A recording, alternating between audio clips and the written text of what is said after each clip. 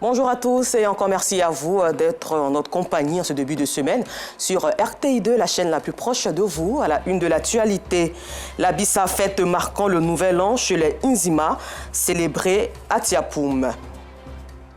Et puis au Malawi, les camps de réfugiés surpeuplés suite à l'afflux des Congolais fuyant le M23 dans le Goma Nord Kivu.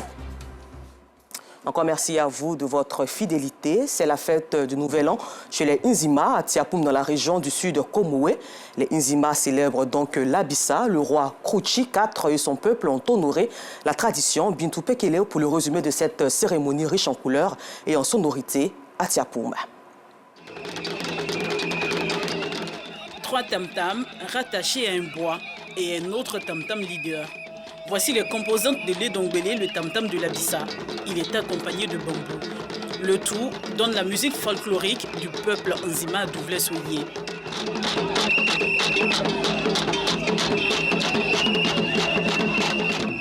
L'Edongbélé est joué seulement lors de la célébration du Nouvel An chez les Nzima, appelé Abissa. En dehors de l'Abissa, il est caché pendant 12 mois. Aujourd'hui, on l'a fait sortir avec un autre décor. C'est-à-dire qu'aujourd'hui, mardi, c'est un jour spécial. Ça n'a rien à voir avec le dimanche et le lundi. Comme aussi le vendredi, on va l'habiller à nouveau. Mais aujourd'hui, comme il est sorti, il va rester jusqu'au vendredi. Nous sommes à Tiapoum, dans le sud Komoué. C'est l'Abissa d'Nzima à Douvlé-Soulier. Il y a eu d'abord une semaine silencieuse, sans tam-tam, ni musique mondaine, du 16 au 23 octobre. La semaine de l'ambiance a commencé le dimanche 23. Et cette sonorité ne laisse personne indifférent. Déguisés, avec des chaussures légères, les jeunes se lâchent.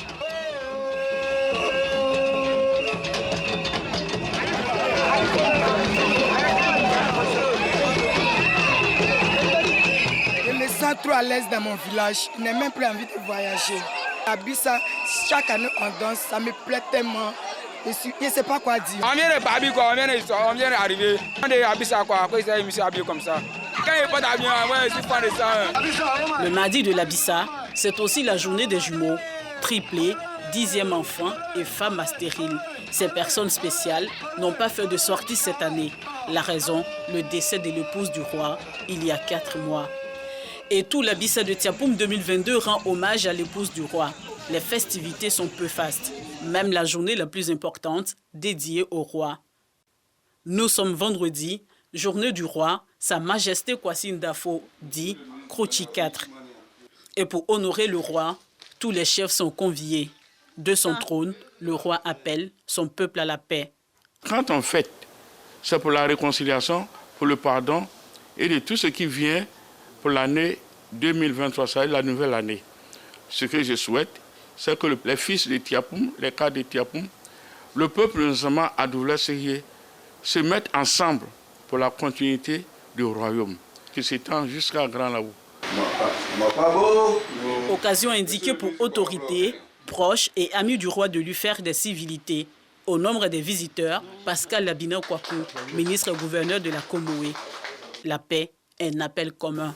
Ce qu'il a dit va tout droit dans le sens de ce que le président de la République dit chaque fois. Je ne peux que soutenir ce message et souhaiter bonne année au peuple Nzima. Pour rendre hommage à son épouse, le roi parcourt le village à pied, au lieu d'être porté sur les épaules comme les années précédentes. Le peuple Nzima Douvlé-Soulier est sorti de toutes les contrées pour accompagner le roi dans cette procession. À tous les carrefours, le village est béni. Des friandises et des pièces d'argent sont offertes.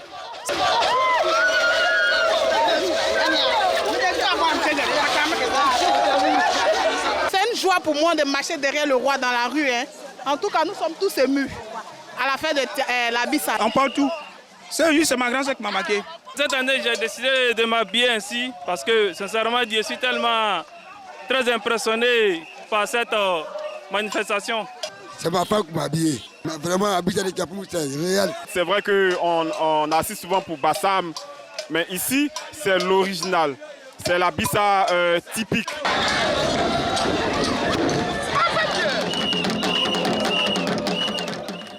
Plus de 30 minutes de marche après, nous sommes à l'espace Abissa de Tiapoum. Le tam-tam et Dongbélé s'expriment. Sous ces sonorités, les populations des villages du royaume présentent leurs vœux au roi. Pas de danse, parole, c'est le lieu de faire des critiques de l'année écoulée, mais aussi des suggestions pour la nouvelle année. Coutumes et traditions sont honorées. La Bissa vient du Ghana même. Après le Ghana, le village qui accepte la Bissa, c'est Tiapoum. C'est après Tiapoum, Bassam prend la relève. Je peux dire que c'est un pari reçu. Vous voyez, le peuple en joie.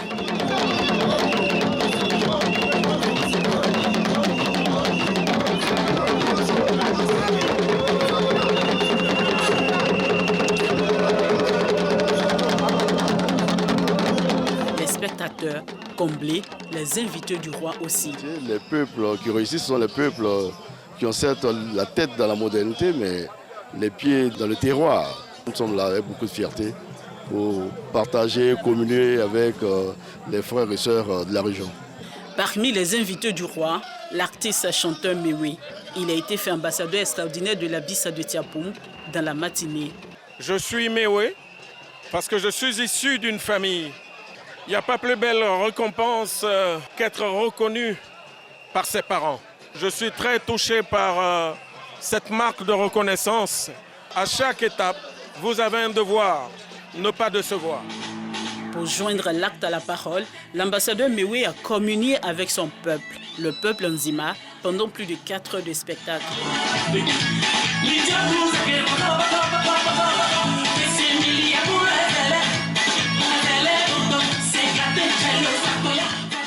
La Bissa célèbre la fin et le début du nouvel an chez les Nzima. Un moment de paix, de cohésion, il met fin à toute forme de querelle. Il y a 2 ans, la Bissa de Tiapoum était encore à l'étape traditionnelle. Mais le peuple Nzima Doblé-Souillé veut faire connaître au monde sa tradition. Il ouvre les portes de son Abissa à la modernité, mais les principes de l'Abissa demeurent.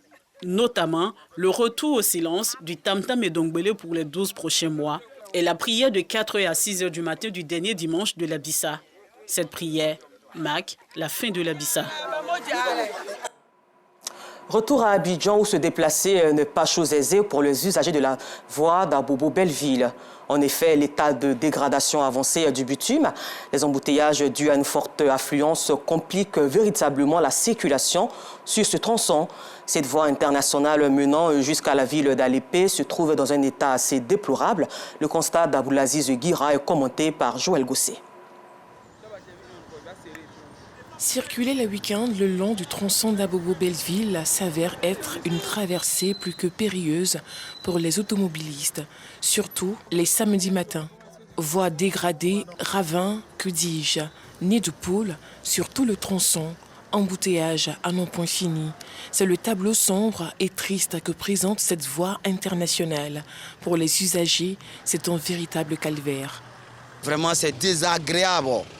Cette voie-là a causé la mort d'un jeune avant-hier qui était ici, 3 roues tricycles comme ça, qui est renversé et les marchandises qui étaient dans 3 roues est renversé sur lui et il est mort. Vous voyez, on ne peut même pas aller faire course en ville pour revenir. On aimerait que la mairie puisse faire un effort pour pouvoir faire la route et pour qu'on puisse passer. C'est la voie. Et si un transporteur, vous aussi, souvent aussi vous empruntez, ça ne peut pas vous arranger aussi. Donc au fur et à mesure, un peu, il aura fait. Au-delà de la vétusté du bitume, la forte affluence sur cette voie le week-end est la grande problématique. Se rendre au cimetière, par exemple, ou effectuer une visite familiale devient une forte épreuve pour les populations du quartier Belleville d'Abobo. Attends d'abord, les gens sont en train de venir. Tu fonces en arrière de moi ça. Ce voie, on a besoin de l'utiliser parce que c'est derrière Paris-Bila, nous, on habite. Donc à chaque week-end, on a besoin d'aller voir les parents, voir la famille, tout et tout, mais on n'arrive pas.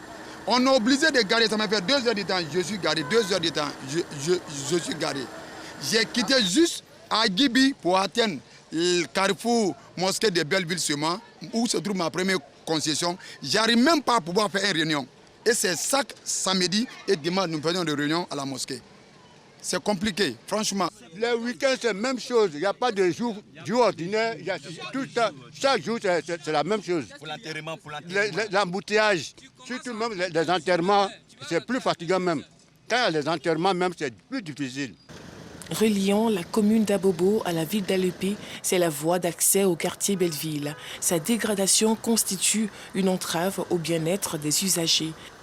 À l'heure comme cela, il vient de descendre à midi 00.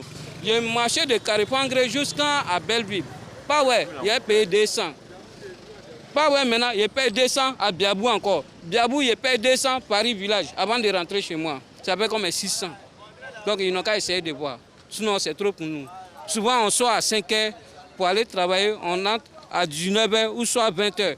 Mais maintenant, quand tu sors tôt là, il faut rentrer tôt. Tôt même là, tu as rentré, il faut savoir que non, c'est à 22 h, tu es arrivé à la maison. Voyez même le quartier de Belleville. On ne peut pas rentrer dans les quartiers. Si vous avez votre femme ou bien votre fille en travail, vous ne pouvez pas avoir un taxi pour aller la prendre et puis l'amener à l'hôpital pour qu'elle accouche normalement. Même les voitures qui ramassent les ordures ne peuvent pas ramasser dans les quartiers. S'il y a un danger dans le quartier, la police ne peut pas rentrer avec son véhicule. Ou à non. Aujourd'hui, tous ont le regard tourné vers les pouvoirs publics. En attendant de résoudre cette équation, les populations du quartier Belleville d'Abobo devront encore prendre leur mal en patience, affronter ces embouteillages et le mauvais état de la route pour se rendre non seulement au boulot, mais également à leur domicile respectif. Espérons donc qu'une solution soit trouvée pour le bonheur des populations de cette zone de la commune, de la ville plutôt d'Abidjan. Au chapitre éducation, l'administration du lycée technique de Cocody LTA a organisé sa cérémonie de célébration des meilleurs élèves. Une célébration qui vise à créer une saine émulation entre les élèves du LTA. Reportage. Après 9 mois passés sur les bancs, ils reçoivent le parchemin de fin de formation. C'est à l'occasion de la journée de l'excellence organisée au lycée technique de Cocody. Organisée par l'administration de l'école, cette journée vise à créer une saine émulation au sein des élèves de l'établissement. Nous assistons à la célébration de nos diplômés session 2022. Il s'agit de ceux qui ont eu le bac et ceux des étudiants qui ont eu le BTS. Pour encourager leurs jeunes frères, leurs cadets à suivre leur exemple. Donc à travers cette cérémonie, on va créer l'émulation et avoir de meilleurs résultats. C'est pour nous aussi l'occasion de nous retrouver après une année de dur labeur. C'est vrai que c'est une nouvelle année qui commence, mais il est bon de se souvenir de l'année dernière, recharger, on va dire, nos accus et puis faire en sorte que cette année scolaire qui commence se passe dans d'excellentes conditions pour obtenir des résultats meilleurs que ceux de l'année dernière. Les récipiendaires ont quant à eux exprimé leur joie quant à la tenue d'une telle activité. De nos diplômes, mais également nous venons de franchir là le seuil de l'insertion socio-professionnelle. Nous souhaitons que cette option des classes nous accompagne jusqu'à l'obtention d'un emploi meilleur. Alors nous sommes très heureux d'être ici. C'est un privilège pour nous d'être récompensés pour notre travail, pour notre effort. Plus de 500 élèves et étudiants ont été célébrés à cette cérémonie. En culture, le rideau est tombé sur la 7e édition du Prix international de musique urbaine et coupé-décalé promu ce dimanche 6 novembre 2022. KS Bloom, le rappeur gospel, a remporté le super prix face à son challenger numéro 1, le rappeur Didi B. Toutes nos félicitations à KS Bloom. Et puis nous le disions en titre, au Malawi, le nombre de réfugiés congolais ne cesse d'augmenter. Ils fuient les combats à l'est de la République démocratique du Congo. Face donc à cette situation, le programme alimentaire mondial, le PAM, tire la sonnette d'alarme. Encore merci à vous et bonne suite de programme sur RTI2.